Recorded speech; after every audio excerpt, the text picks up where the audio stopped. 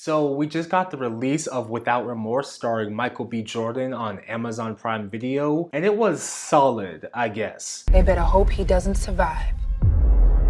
Why's that? He is more dangerous and effective than any man we have in the field.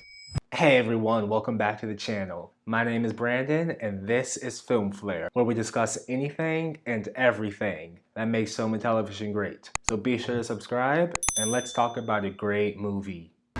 There's something inside of me that I can't turn off.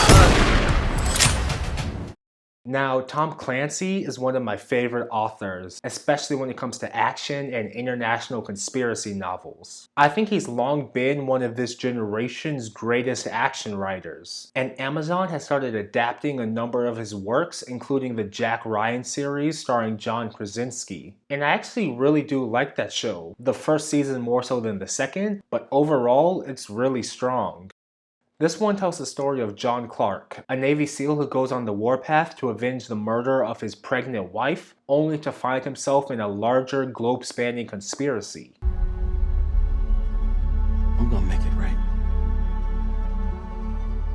But while this film does carry some of the DNA from the book, like some of the character names and pieces of their backstory, there are also a ton of changes, including the overall conflict of the story. Where the books focus on John Kelly helping victims of the drug trade in also an unrelated war in Vietnam, this movie disregards everything except for the main revenge plot. If you've read the book, only the beginning of this movie will feel any sort of familiar to you. But that doesn't stop this movie from being entertaining in its own right. It's got a lot of fun action pieces that I found to actually be really engaging for the audience, and Michael B. Jordan is perfectly believable in pulling all of it off. He also just plays the deranged, slightly psychotic character out for revenge surprisingly well. Her name was Pam. And you're gonna say it before you die. Jodie Turner-Smith was also good in the contrasting role as Lieutenant Commander Karen Greer, John Kelly's friend and former commanding officer. She's much more level-headed about everything, being able to see the whole picture herself. But she also struggles a bit between her professional responsibilities and her personal attachment to her friend whom she wants to help. Probably gonna go to jail for this. She mostly acts as the voice of reason in the story, but also holds her own when it comes time for action.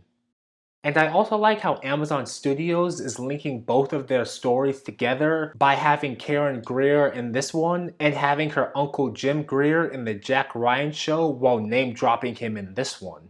I did some work with your uncle. Jim Greer is one hell of an operative. Tom Clancy is known to have some character crossover between his novels, and it's really cool to see that on screen as well.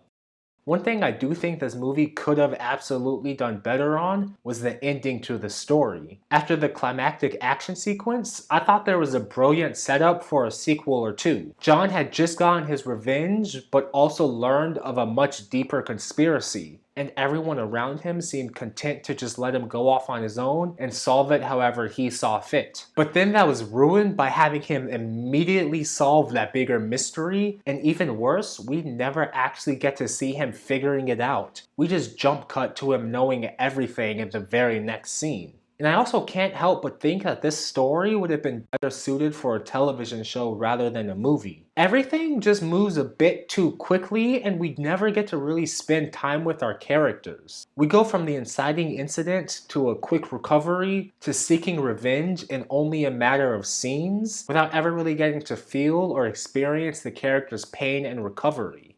And the same goes for the supporting characters. They all have interesting backstories that don't really get to be explored. Instead, they're just pigeonholed into the stereotypical roles for the characters, like rebellious military officer and shady CIA guy. I think that's just a disservice to all of the characters and the wider story as a whole. Plus, the whole conspiracy aspect of the story just moved way too fast. It's virtually non-existent for 90% of the movie, and then gets solved even quicker than it's introduced. It would have been nice to see a bit of detective work to figure it all out, and there's just a lot more that could have been done with this story and these characters over the course of a season with much more screen time. 90 minutes just isn't enough time to do it all justice. But what do you think?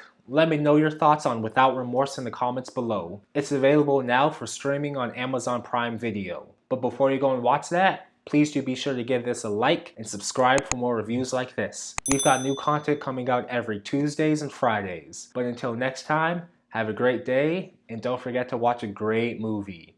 Bye.